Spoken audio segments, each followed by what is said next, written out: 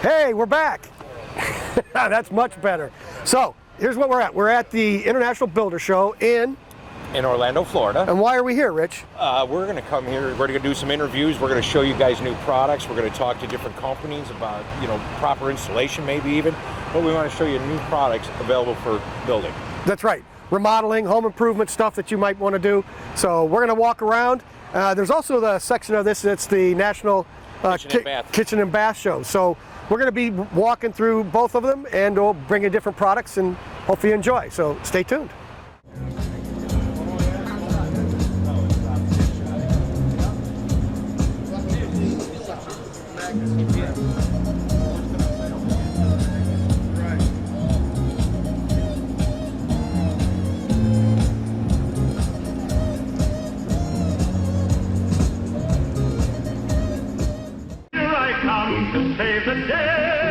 The Mighty House crew is on the job. This is Mighty House. What's the upside to those, or I should say, why do I still prefer to use Typar over a laminated OSB? Very good. Thank you for your question. One of the key things about Typar is the way we've designed the product is actually very familiar to products such as Gore-Tex, which means the product actually is breathable, but also is waterproof, so it does not allow liquid water to go through it.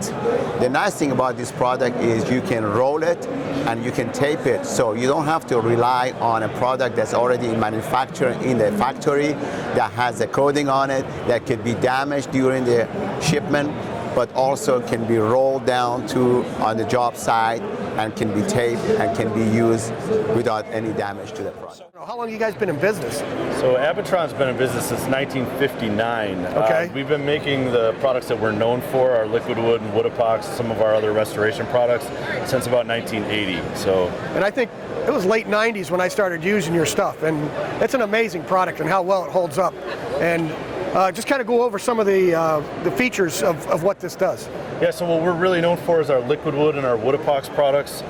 It's a two-part epoxy system for patching and restoring anywhere you've got rotted or damaged wood. Okay. So you use a liquid epoxy resin called liquid wood first to penetrate and solidify anywhere you've got spongy, soft, rotted wood. That's like a wood hardener then? Correct. Okay. Exactly. That penetrates and hardens the wood, and then our wood epoxy is used to fill in and rebuild anything that's missing.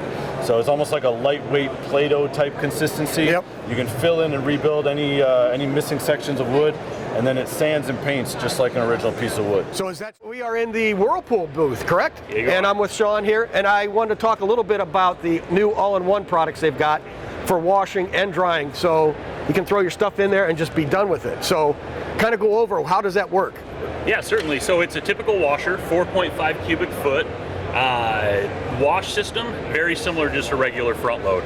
But what we've done is added a condensing drying system into the washer itself. Okay. So now once the wash cycle is over, it kicks into that condensing drying mode, starts to heat up a little bit. Obviously condensing isn't high heat, right? But starts to evaporate that water and kick off the drying process right after the wash, so no need to transfer clothes over to a dryer. And what about the dryer vent? Is you still have to vent it outside? Can this be used in a condo building, like 14th floor where you can't vent, something like that? Great thing about the condensing dryer is it is a ventless system, so no need for that 4-inch duct in the back. Right. Yep. Is it going to heat the space up, the room up a little bit hotter, or put that humidity in the air? There's a slight increase in humidity. Most places you can't tell a difference unless you're in like crazy dry climates. Right. But yeah, very, very minimal impact on the room itself. So in the middle of Chicago, when it's 5 below outside, it might put some good humidity in there that you want. Like it. You bet. You might want it. Very cool. Greg, would you please demonstrate how hard it is to install this on a plywood back, water impregnated wall? This is why we're here today. And he's done. That's it. 16 gauge stainless steel nails, and again, we're sitting there thinking, like, if I have ice built up behind it, is it going to push it off? No, because I got a drainage plan. If I have water back here, it's because you didn't do this part right. It's not because this product failed. Right. You actually have redundant. So lab testing says 95% of your bulk water is going to be stopped by the face of the stone. Yes. Your first drainage plane is the imperfections in the back of the stone itself.